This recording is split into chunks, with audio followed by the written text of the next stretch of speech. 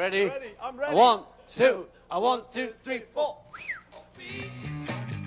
She said, baby, can't you see?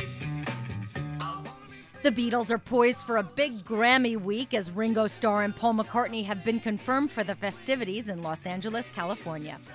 Paul and Ringo will be there to get their Lifetime Achievement Award, and they'll also be honored the day before at the Merit Awards along with Kraftwerk, the Isley Brothers, and Chris Christopherson, among many others.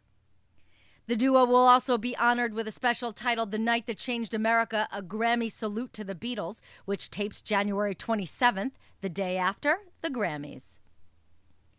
Ringo said that the Beatles, perhaps the most iconic band in history, seem to find relevance for a new generation every once in a while. Well, they're still playing the records. I mean, we made, in my opinion, really great records, and you know, we did a lot of hard work on them, and we had great writers, and they're still relevant today.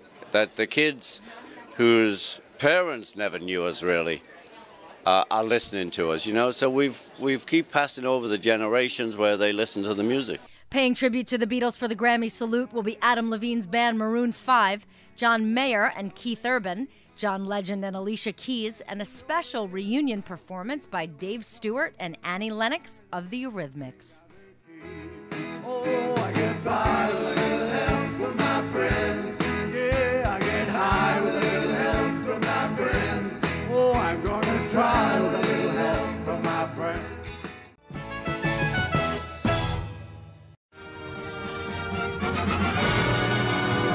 Good evening, ladies and gentlemen. Tonight, live from New York, The Ed Sullivan Show.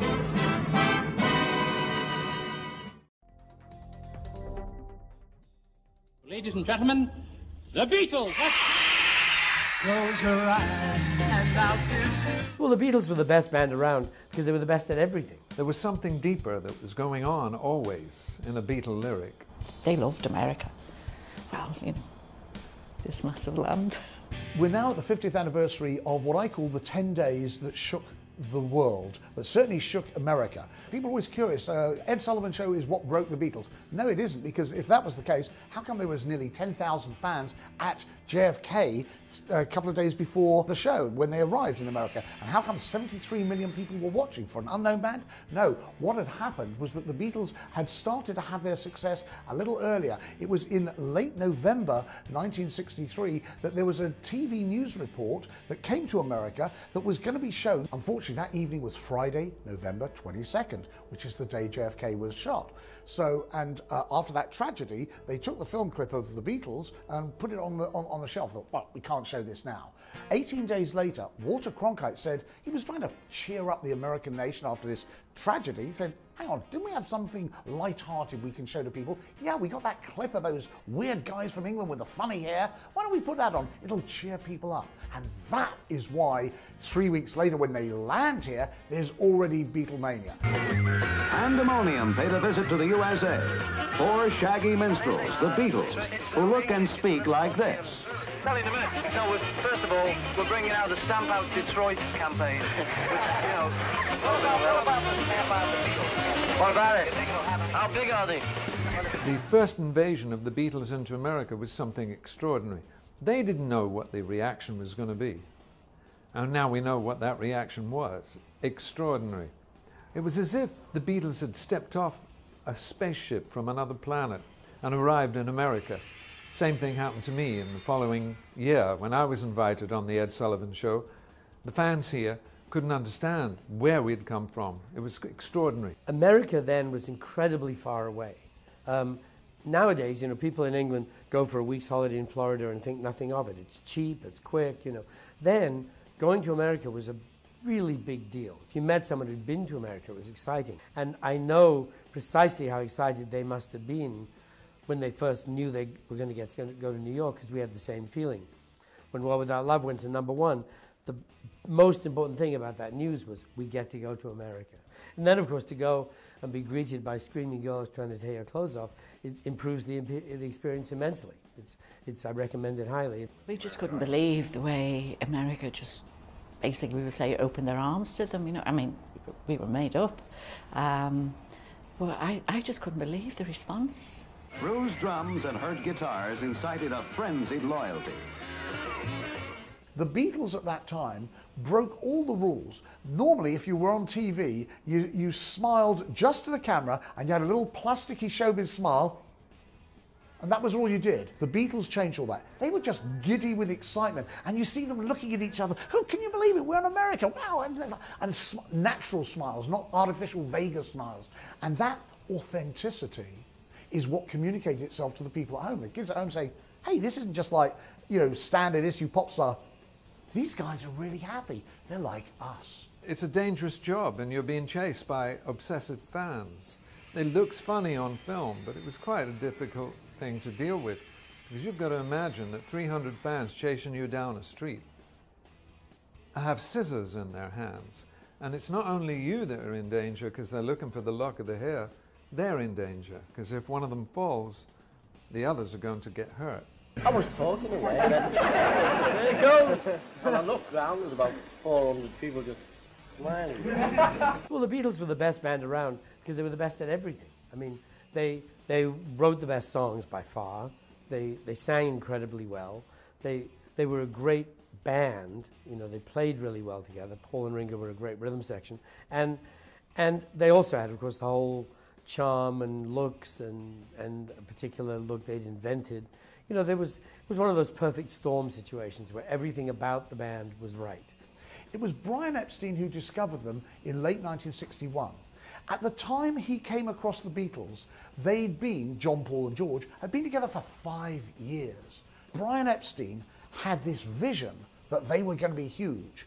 And he'd had no experience of managing anybody, but he just saw them and he said, these guys are special. He even said, they're going to be bigger than Elvis. Ho, ho, that sounded like a crazy brag.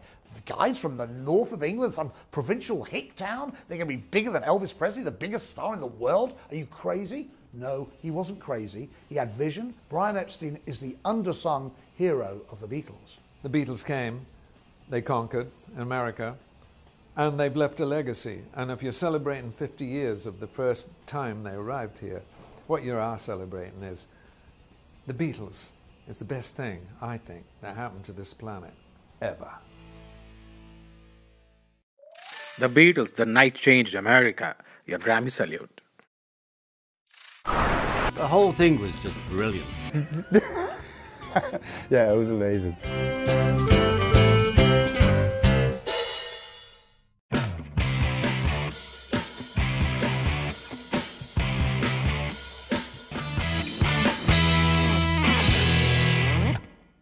The Beatles walked on the stage of the Ed Sullivan Theater on February 9th, 1964. It became one of the most important both musical and television events ever. So now we get a chance, 50 years to the day, the hour, the same network, and the same time slot to celebrate that event. We're going to show clips from the Ed Sullivan Show. We're going to have 10 to 12 great performances by contemporary artists covering great Beatles songs. The whole tenor of the show is about giving people a sense of what that night was like. They were kind of my sole influence just for music, for everything. It wasn't even just wanting to do it for a living. For me, it was just since I was a little kid, listening to the records, obsessing over them, learning how to play based on them. They're just the best. They're the best ever. She's got a ticket to ride. She's got a ticket to ride. We decided to do Ticket to Ride because we just love that song. Yeah, it's a great song. Kind of fit our band's vibe. I mean, that's the thing. There's so many choices. I don't even know where you begin to try and make that decision. Myself and PHARRELL are singing Here Comes the Sun. And we're doing that with Cirque du Soleil Love behind us. And for me, a George Harrison song is important because he, to me, was the Beatle I most identify with because of he just always had the guitar. He was always the guy playing those licks, you know. I grew up in a house with predominantly all country music. So my dad didn't have any Beatles records. You know, it was crazy. I don't know why. So I discovered them, you know, more so in my teenage years. And I was hooked immediately. Don't let me down. I just played with John on Don't Let Me Down. John asked me to sit in with him, and then we were trying to think of a song to do. And I had just recently rediscovered the Naked album, and Don't Let Me Down hit. And I went, man, I've always loved this song. We should do that one. Say you want a revolution, well, you know, Paul and Ringo are sitting there front and center looking at you, and you're playing their music to them. Yeah. Like, just looking for some kind of validation. It was amazing, but it was horrifying. We played Revolution. We are all just the biggest Beatles fans that you could ever find on the planet. The only music I have on my iPhone is the entire Beatles library. Pop music would be unrecognizable as it is today if it weren't for the Beatles. It wasn't about us in a way. No, it was about the Beatles. And to be asked to perform a Beatles song, I mean, that's a really sort of incredibly moving thing to be asked to do. The sort of contemporary 20th century equivalent of Beethoven, Mozart, but all the greatest, all, you know, their contribution to music is just timeless. My heart is still pumping. Great. Watching all the other acts, Ed Sheeran and Joe Walsh, you know. It's so great for me because when you see that, all that old footage sitting next to my old pal Paul and getting up with him again, you know, you can hear, I can't really talk. I remember the Ed Sullivan show because we were in America and it was huge in our heads, in our mind, in our souls. In our career, you cannot plan. You know, 4 guys from a club band in Liverpool, whee, to this.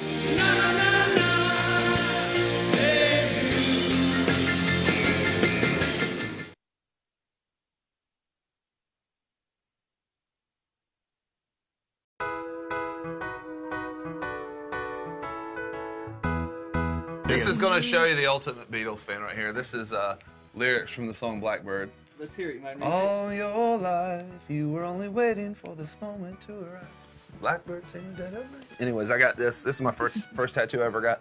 It was kind of the first year, I think, Run to You. We had won CMA New Artist of the Year, and it was after that show. Yeah, it was, everything was just happening. It wasn't because we won an award. It was, I felt for the first time like, wow, it was just, everything kind of hit me at once. Like, you know, we're really doing this, and like everything I've ever dreamed about and thought was way out of reach was actually coming true. It was like all my life I was waiting for this moment to arise, and huge Beatles fan. I think we're all, every artist that has come after is just copying them. I mean, it really is true. I feel like they have revolutionized melody. They trademarked everything. Yeah, every signature hook and lick and melody and lyric. Everyone's, I think, kind of stealing from them. But yeah, I mean, we're ginormous fans. I mean, I learned to play guitar at Bay Tripper, and those songs my dad would sit around and show me how to play. So huge influence on us, no doubt.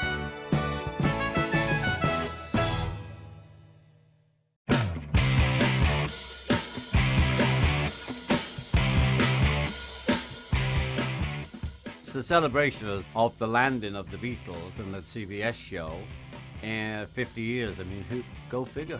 And when we landed, we didn't know Ed Sullivan. It was a TV show, we're just flying in, okay, great. When it was arranged, we didn't have a hit. We landed with a #1 and thousands of kids. It was great. You know, the excitement was incredible.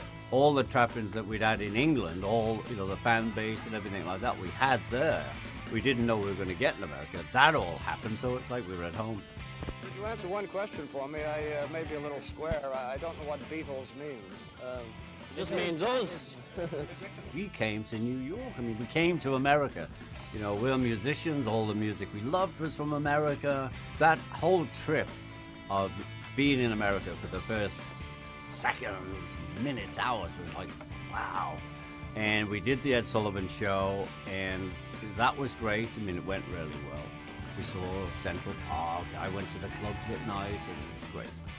I mean, you know, it was just, the whole thing was just brilliant.